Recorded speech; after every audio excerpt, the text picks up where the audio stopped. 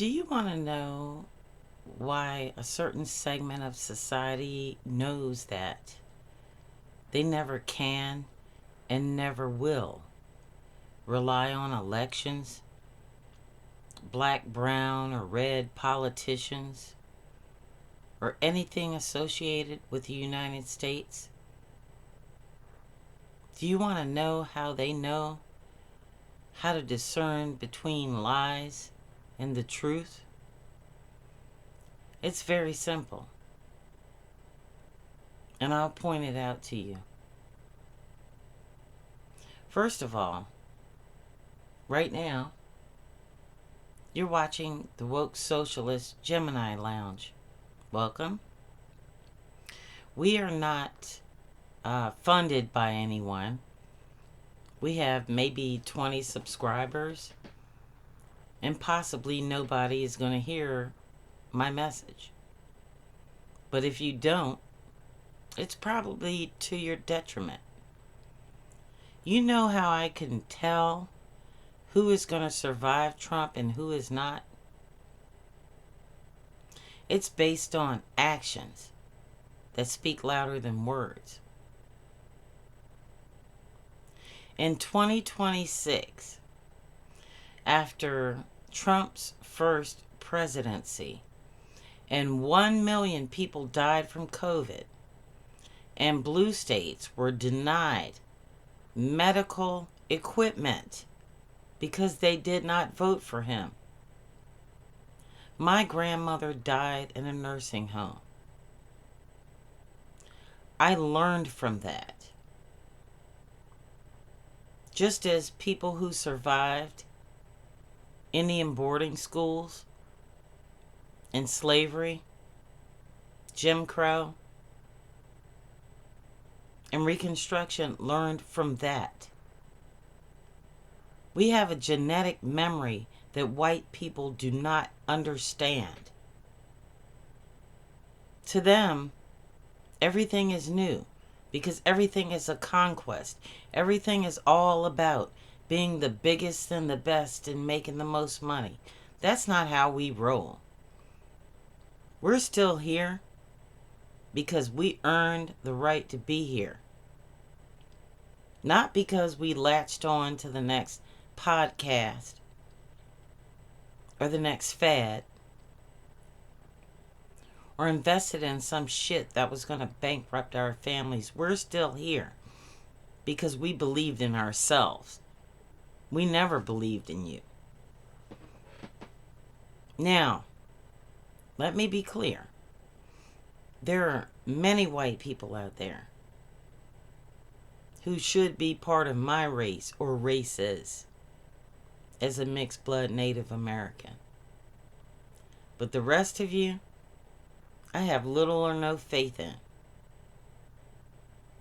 And I'm talking about the Nancy Pelosi's and the Chuck Schumers and the people all over the world that never listened to Paul Lance when he said over a year ago that we could have avoided this mess by having a general strike and just shutting down everything for a few days or a month.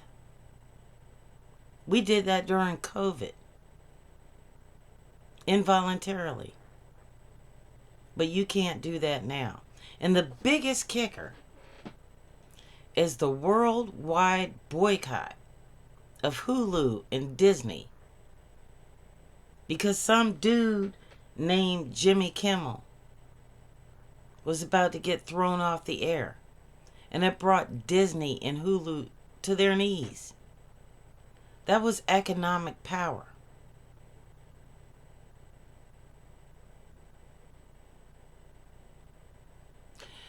But when our neighbors started being kidnapped off our streets, when nameless Latinos under the Trump administration were getting kidnapped, never to return again. There are countless names of people under Trump 1 who still have not found their families. and his separation policies. But all of the world banded together for Jimmy Kimmel. And what is people, in all honesty, like Jimmy Kimmel giving back? Not a fucking thing.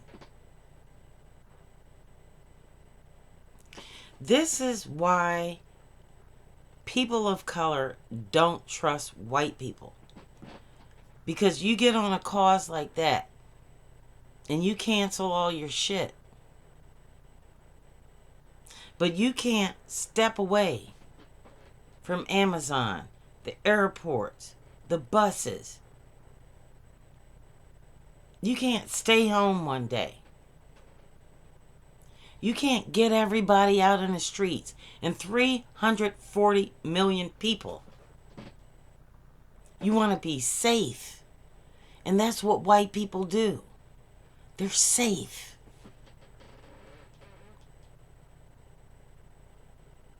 Now, white people can colonize all they want. They can run for office all they want. They can become John Fettermans and Joe Manchins. And now to join the ranks of them, people like Abigail Spanberger, who wasn't in office, I don't know, 2 or 3 days before she betrayed her voters. Now Mikie Sherrill of New Jersey joins the ranks as the same by recruiting one of the most vicious state troopers associations in the nation to keep the peace against ICE agents. And now they're assaulting New Jersey citizens in Newark, New Jersey, outside of the DULANEY prison detention center. And I don't even want to call it that. It's a concentration camp. It's a forced labor camp. But I digress. I'm not here to make money. We don't have any sponsors. But we're woke. We're socialist. We're not falling for the okie doke. And we intend, in full force, to stop this shit now. Now I'm going to tell you a little story about where America is going and why it's going there. When I was about 10 years old, my parents sent us out to go door to door, like you did with Girl Scouts, and sell handmade goods from our family, because that's how we made extra money back then. These were the 1980s. So this was, I don't know, 40 years after the Holocaust. Maybe a little less. So I walk down the street and I go to this door by myself because the kids decided to split up. And I go to this one door and I knock on the door. And a older lady answers the door. And I tell her what I'm selling, which is Christmas ornaments. And she tells me, we don't really buy Christmas ornaments. We're Jewish. And I was like, okay, what is that? I didn't understand that at that age. So she invited me in for a cup of tea and some kind of biscuits. And we sat down at a table. And my mom told me not to go into anybody's houses. But for some reason, I felt the need to go into this woman's house. And she put down the tea. And she put down the biscuits. They were like crackers or something. I don't even remember. But before I took a sip of the tea, She said, let me show you something. And I said, what?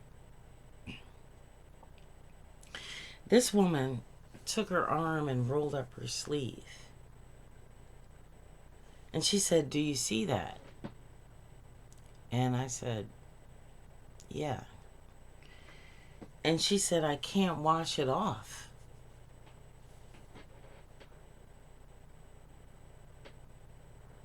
And I said, why?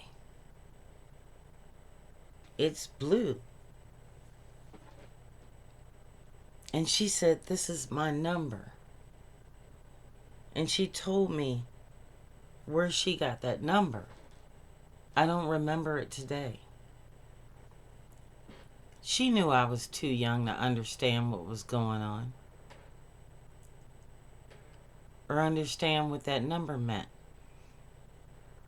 But she told me that somebody who didn't like who she was tattooed that on her skin.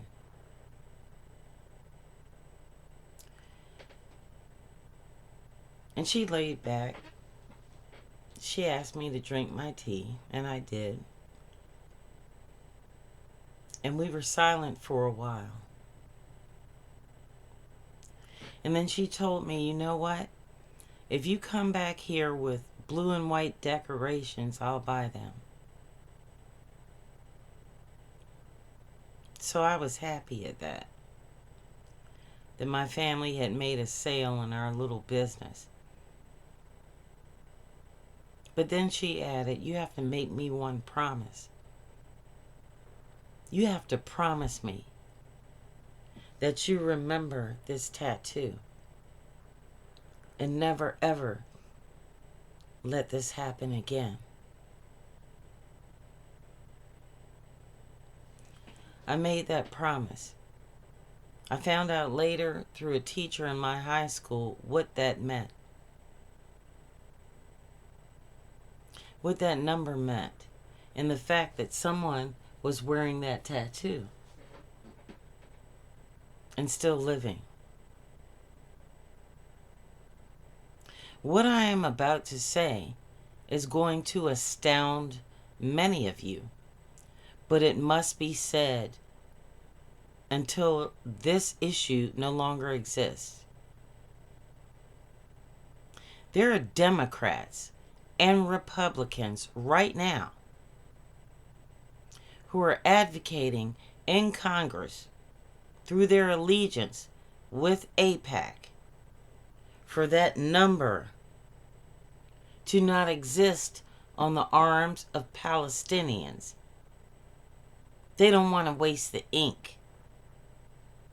Instead, you vote for them. And instead of caring about their constituents, their allegiance is to the great-grandchildren and grandchildren of those Holocaust survivors exacting a genocide on Palestinians for their land. Every day in New York City, Palestinian land is auctioned off. And the United States government, state and local police are driving away people protesting the selling of their lands in a country they are not in. And their fathers and grandmothers who are still there, suffering the consequences of the United States government's colonization of Israel on behalf of descendants of the Holocaust. Now let me be clear. The same thing is happening in Israel that happened in the United States of America. White Americans came here in search of freedom from England and other monarchies. They stole Native American land. We became the Palestinians of the past. Those who were tortured, raped, sent to boarding schools, and almost genocided. Then came black people, the enslaved, which they did the same thing to. Now, as so-called Christians in America, not only do you have to ask yourself if this is the Christian thing to do, you need to ask yourself why you're sitting by and letting it happen. Just because you were injured, hurt, or genocided does not give you the right to genocide someone else. If that were the case, then every Native American and Black American has the right, as Israel thinks they do, for being attacked, to kill every white American in America. And had we done that, we would not be in this position right now. But I digress. Now, one of the things I'm tired of as an American is Fox News and Republicans claiming that all the violence is on the Democratic side. I'm not a Democrat, but I get tired of hearing that shit. What I also get tired of is Democrats not countering that narrative at all. Our elected officials should be on television every single day, bringing up January 6th, bringing up ICE, the raids, the kidnappings, the assassination of Alex Preddy and Renee Good. Every single fucking day, every day, they should bring up George Floyd. Every day, they should bring up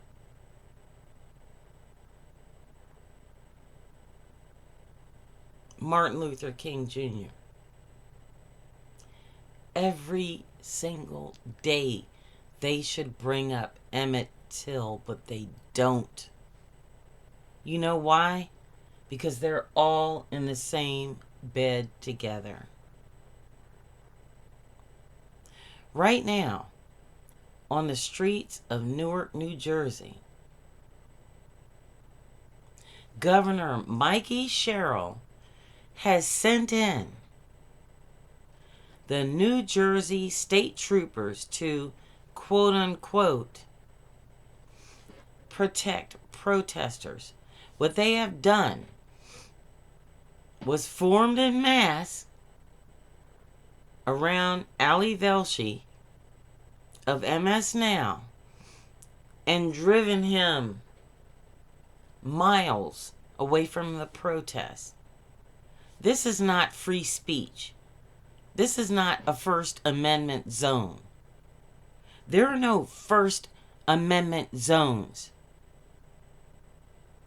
for the disabled who got doged, who are about to be thrown off of their disability because they want to do away with Social Security. There is no First Amendment zone for homeless veterans in the United States who lost their benefits years ago and now are about to lose their pensions because they tell other veterans not to obey illegal orders or attack United States citizens.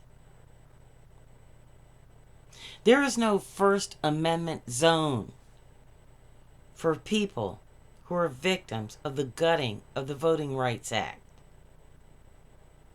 There are no First Amendment zones for people in Alabama who Joe Biden financed to get indoor plumbing so that they did not have sewage flowing in their backyards simply because their community is black.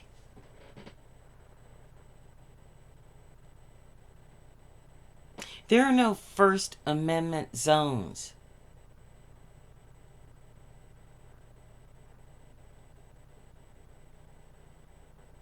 for Emmett Till. There are no First Amendment zones for 500,000 Black Americans working government jobs who are now unemployed. There are no First Amendment zones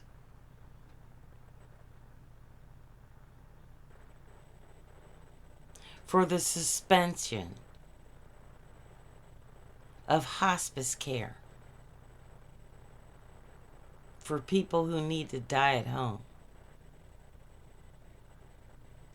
There are no First Amendment zones for people who are shot in the face by radical right terrorists, insurrectionists, and enemies of the real United States of America.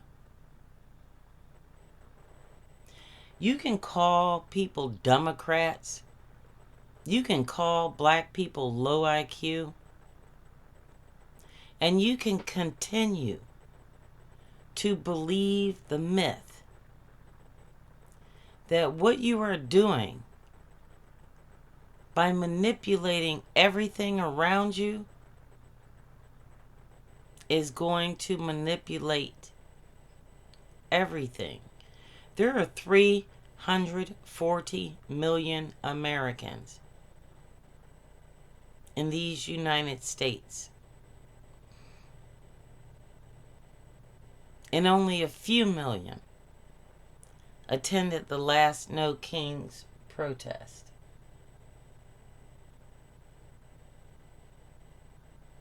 You reap what you sow. People are hearing what they need to hear, not what you want them to hear.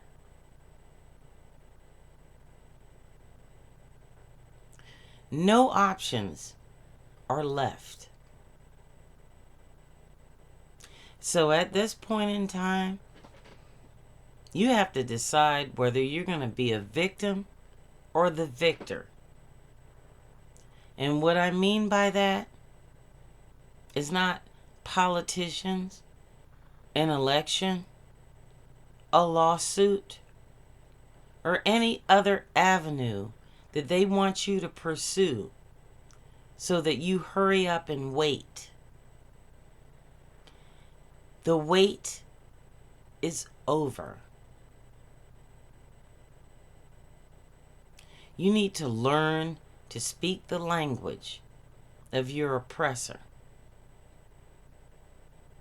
And for that, you need no translation from me. All you need to do is listen to your heart, listen to your head, and understand that there is no one coming to your rescue. You are your only line of defense. Now, if there's 1,000 of you in your state, and 1,000 in another state, and 1,000 in another state, and 1,000 in another state, you need to find each other. Because 100 ICE agents at any place, at any time, or 100 people from any military, or 100 police cannot stop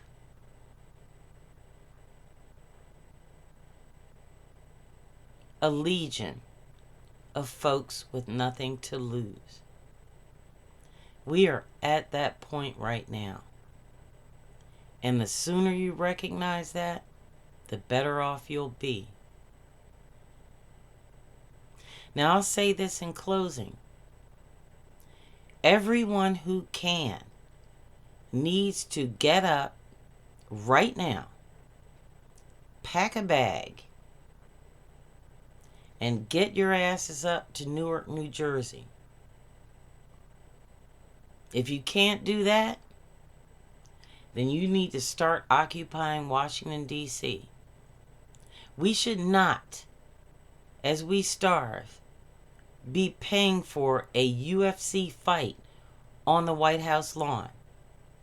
We should be storming the White House for money, for food. This is where we are at. If you are angry and you don't want your tax dollars being paid for that, that's where you need to be.